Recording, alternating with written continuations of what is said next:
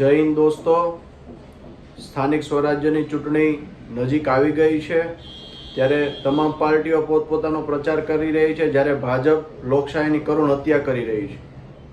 મિત્રો, ભાજપ એવું કહે છે કે અમે વિકાસ કર્યો, વિકાસ કર્યો, વિકાસ કર્યો.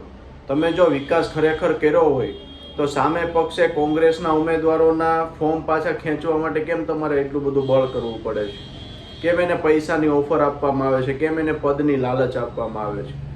વિકાસ ખરેખર તમારા દ્વારા કરવામાં આવ્યો જ હોય તો ચૂંટણી લડી લેવાય ને.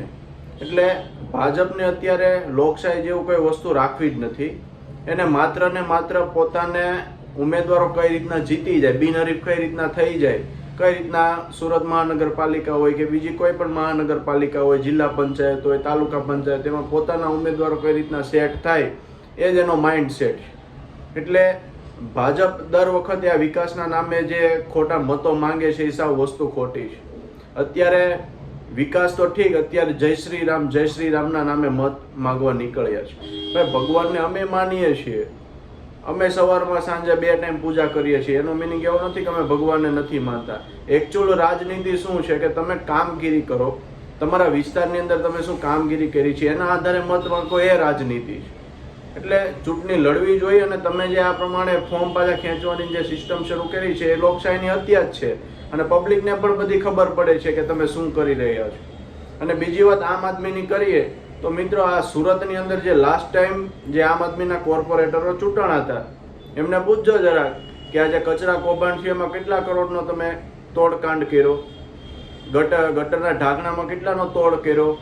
જે ઘણા આજનું પેપર કટિંગ છે કે આમ આદમીના ઘણા કોર્પોરેટરોએ પોતાની ગ્રાન્ટ પણ યુઝ નથી કરી. મિત્રો, હવે એ શું વિકાસ કરી દે? એટલે આમ આદમી પણ ભાજપની બી ટીમ તરીકે જ કામ કરે છે.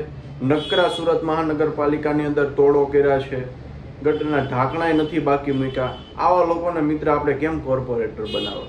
એટલે આ બધાને ઘરે બેહાડી અને હવે સમય આવી ગયો છે કે યોગ્ય ઉમેદવાર આપણે પસંદ કરીએ.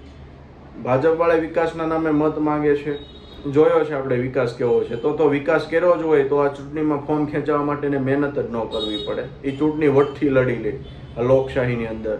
અને બીજી વસ્તુ, આમ આદમીવાળા ખબર જ છે તમને કે પોતાની ગ્રાન્ટનો યુઝ ના કરતા હોય, તોડો કરતા હોય. હવે આવાને કેમ કોર્પોરેટર બનાવવા?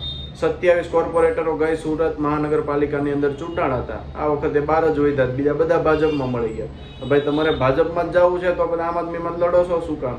ખાલી આમ આદમીના લોગા ઉપર લડી લેવાનું, જીતી જવાનું, પછી એટલે ભાજપમાં જતું રહેવાનું. એની કરતાં ભાઈ ના લડો તો બેસ્ટ, અને લડવી જોઈએ તો ભાજપમાં જ લડી લ્યો. એટલે આવા લોકોને મિત્ર ઘરે બેસાડો. જેમ દિલ્હીમાં જાકારો આપી દીધો એમ ગુજરાતમાંથી પણ જાકારો આપો અને સૌ આપણે સાથે મળી શિક્ષિત ઉમેદવારો હોય, સારા ઉમેદવારો હોય, જે આપણા એરિયામાં સારું એવું કામગીરી કરી શકે એવા લોકોને આપણે મત આપવાની જરૂર છે.